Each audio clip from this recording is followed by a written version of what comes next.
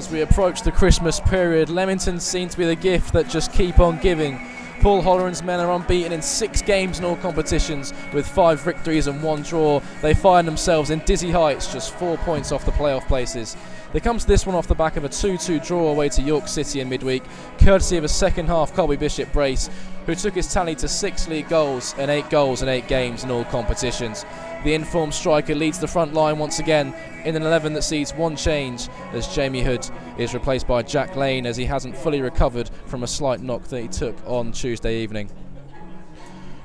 Chorley began the season 12 games unbeaten, but since the start of November have managed just 1 win in 4 league games. Here's how the visitors line up this afternoon. It's Matt Irwin in goal, Matt Challinor, Adam Blakeman, Courtney Meppen-Walter and Stephen Jordan at the back, with Adam Anson, Jake Cotchell, Josh O'Keefe and Elliot Newby in the midfield, with Marcus Carver and Louis Almond up front.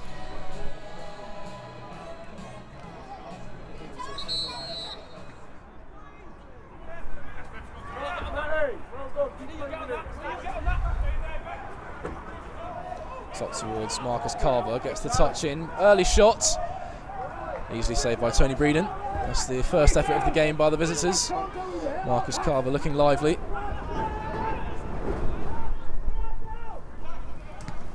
Clip up towards Bishop, it's intercepted by O'Keefe, but the striker wins the ball back for the breaks and retains possession. Here's Flanagan then.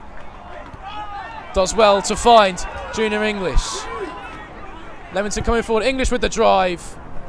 Audacious to say the least, and it's way past Matt Irwin's right hand post. Never going to trouble the Chorley goalkeeper from there. Leamington's second corner of the game, and it comes from Dunbar, floated towards the centre. Connor Taylor's waiting, left hand side of the penalty area. Marshalled by Anson, gets the ball across. It's dangerous, and it had to be dealt with by the Chorley back line. There'll be another Leamington corner.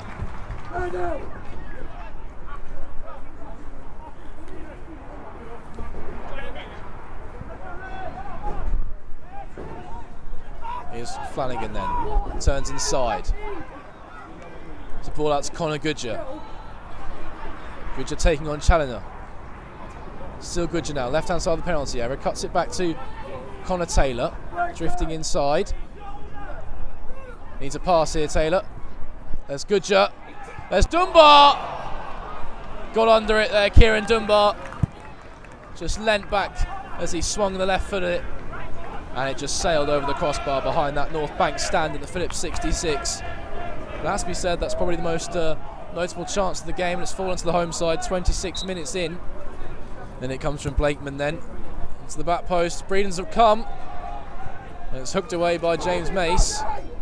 It's over the head of Challoner.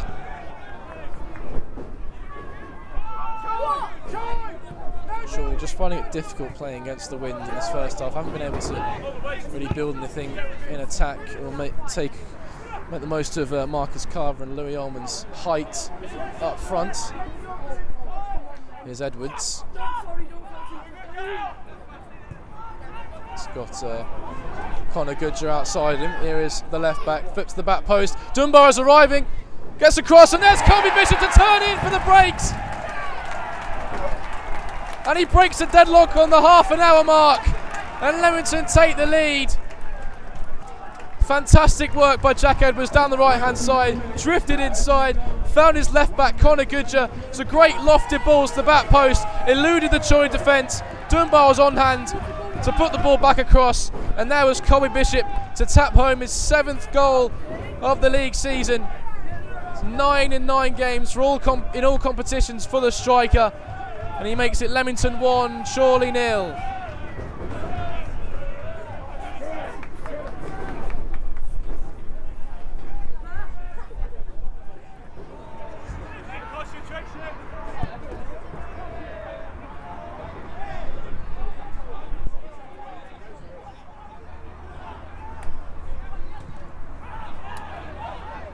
Jack Lane alerts the danger and does well to hold off the challenge of Louis Almond. There's Connor Goodger. Jack Edwards now through the legs of Meppen-Walter, who seems to have brought down the Leamington striker, but he gets away with one there, the Chorley centre back. Here's Callum Gittins. English breaks very much in the ascendancy here, the home side. Here's Junior English down the right-hand side. Gets the ball across. It's a weak cross and it's easily intercepted by Stephen Jordan. But Conor Goodger wins the ball back for the breaks. Kieran Dunbar. Here's Gittins, tries to flick through to Dunbar.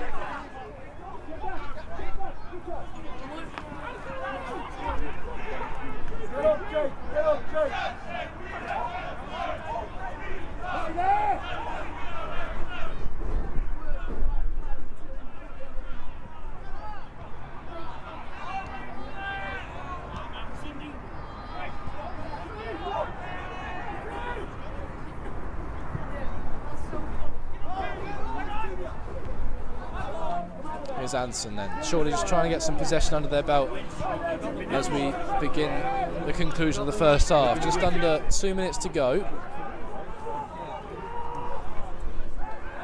And Mace just can't quite force the ball clear. Here's Newby then for Chorley. Can they grab an equaliser before the half is up? Gittins lunges into a challenge. A fair one, deems the referee. Here's Flanagan then. That's Dunbar outside him. Feeds Colby Bishop. Bishop through to Connor Taylor, but he's well tracked there by Matt Challoner. And he'll shepherd that back towards the goalkeeper.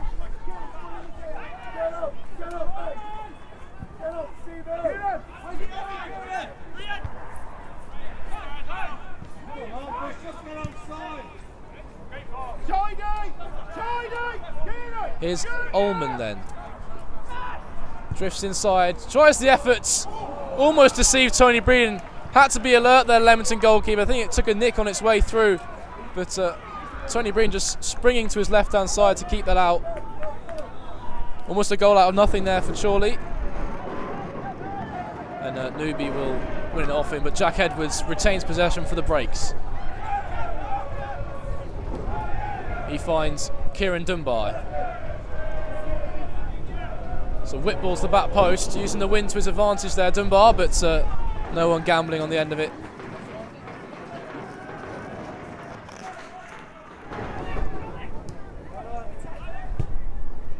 Delivered back in, Edwards under that one for Leamington.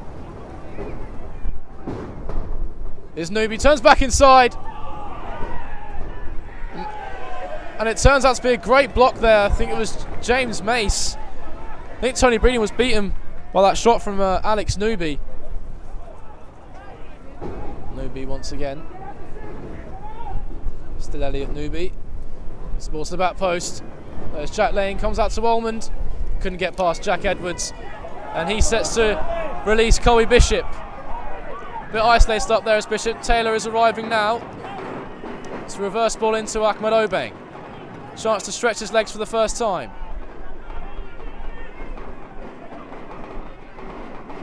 Still Obeng. Gets the ball to the back posts. No one waiting. And Chorley will come away again. Elliot Newby inside to Alex Newby. Here's Almond. It was Hooper with the looping effort, the substitutes, but it was never coming down in time to trouble Tony Breeden. Up towards Almond. Touches inside. Newby then. Here's Hooper. Tries the effort! And it stung the palms of Tony Breeden. He really got hold of that one, did the substitute James Hooper. Breeden alert to tip it over his crossbar. Such pace on the shot there by James Hooper.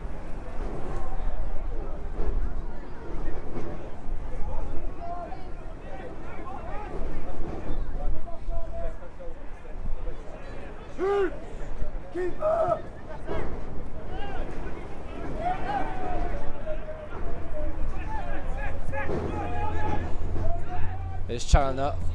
Ball goes up and it's 4 additional minutes. 4 minutes for Chorley to find an equaliser. Here's Almond. Turns away from Gittins, gets the ball across. Blocked to the front post and Chorley have a corner. Chorley have packed the penalty area with bodies. Can they find an equaliser? Whipped in And Breeden once again up above all the bodies. Meffin Walter joining the attack, the centre back. Finds Newby, scooped up. There's Junior English away. Dwyer will wait for it. Chest it down and find Callum Gittins. He'll turn away from danger. And he'll nip it past. Callum Gittins down the right hand side. Just can't quite go to goal. And Chorley can come back up the other end. Here's Alex Newby now. Almond inside. Still now gets the shot away, but it's a weak shot in the end. Easily into the arms of Tony Breeden.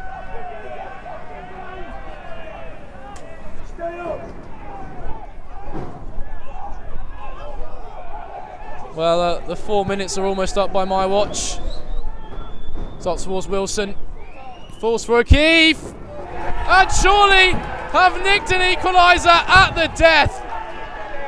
And it's the captain, Josh O'Keefe. Well, the 4 minutes were almost up. Leamington survived for almost the allotted time, but Chorley come up with the goods. On the verge of the final whistle, Josh O'Keefe with a brilliant strike on the volley, and it creeped into the bottom corner past Tony Breeden to snatch a point from this fixture. Well, Leamington have been under relentless pressure for the whole of second half. Chorley had the wind in their sails, literally had the wind in their sails. But the visitors have nicked an equaliser here.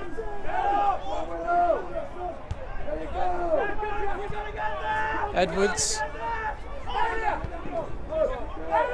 into the and now the referee brings the game to a close, and it's a last gasp equaliser from Josh O'Keefe from the visitors. Well, the Brakes were under relentless pressure for the whole of the second half, and it's heartbreak just before the final whistle. But Leamington's unbeaten run does stretch to 7. Some positives to be taken from the game, but it will certainly feel like 2 points dropped for the Brakes as it finishes here. Leamington 1, Chorley 1. So Paul, happy with the point, or think you should have got the 3? Oh, listen, you know, when you get to nearly 94.5 minutes, 1-0 up, you're hoping you're going to see it through, aren't you?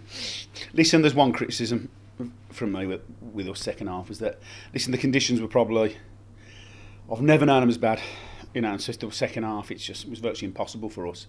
It was difficult for them. It was a big advantage, but it was difficult. A lot of balls ran out of play, and I thought second half we defended our box tremendously. But when the game opened up 75 minutes, we've broke 4 or 5 times on 1v1s, even 2v1s, as the clock, and probably the period from about 88 to 94-5. You know, we've actually broke 1-on-1, 2-on-1, and all we had to do was find a little bit of quality to get further up the pitch, to create another chance, and that was the key thing. And I think when you watch it back, you'll see we've actually had the ball about 93.5, 4 minutes. I was looking at me watching, that's it now, and we've given it away cheaply. And the problem is, listen, when a team will commit so many people forward, something's going to give if you keep going, like we kept going that game. Whereas, because on the counter at the end we gave the ball away cheaply, they were just launching it back up to the big boys and just looking for bits. And to be fair, the substitutions he's made have worked, because it's a second ball. The newbie boys have done well, and you know, and you'd have to say they deserve something. There's no ifs and buts about that. I was really pleased with our first half performance. Thought we played with, you know, some good chances, good goal, good quality. It was virtually impossible for a second half. But like you say, but when it opened up, that's where we've lost the game, with just our counter attacking. And when we had the pace of Anthony and Ahmed on, we've got some good positions, and we just had to be better. And that's the mistake. But listen, the day I start being disappointed about drawing at home with probably the best side in the league, then, you know, I think the ceiling's going a bit too high. So listen, it's been a good week for us. We've come back from the, you know, listen, we've done this a few times. You know, we've come back from the dead, like goals, you know, blah blah blah. So it's a little bit of a tough one, because, you know, you can't say they didn't deserve anything on the balance of play. That would be wrong. But when you get to that period, you it's difficult. And listen, on another point, just says the referee there, physios haven't come on at all second half. There's been the substitutions. I was surprised when 4 minutes went up. We couldn't get the balls on any quicker. So when the goal scored nearly 95 minutes, you know, I'm well aware of the rules. And then we end up playing nearly 96 minutes. It sort of baffles me a little bit, but that's football. And as long as the whistle hasn't gone, we could have just, like you say, it's not so much the defending, it's the fact that in the 94th minute, or close to the 94th, we've got the ball in their half with an overload, and we've just given it away cheaply, sadly, and they've punished it. But listen, it's been a good week for us. Fantastic character at York. You know, a game that we were out of, really. But again, every now and then, I keep saying it, you know, they got this fighting spirit, and they come back from the dead at York, and were tremendous towards the end. And we're really pleased first half. It was a good game. Sadly, the conditions spoilt the game second half. But I think everybody who watched the game would sort of, you know, I thought both sets of players really sort of put it all out there today on the pitch, and probably both sets of players deserve something from the game, if I'm being honest.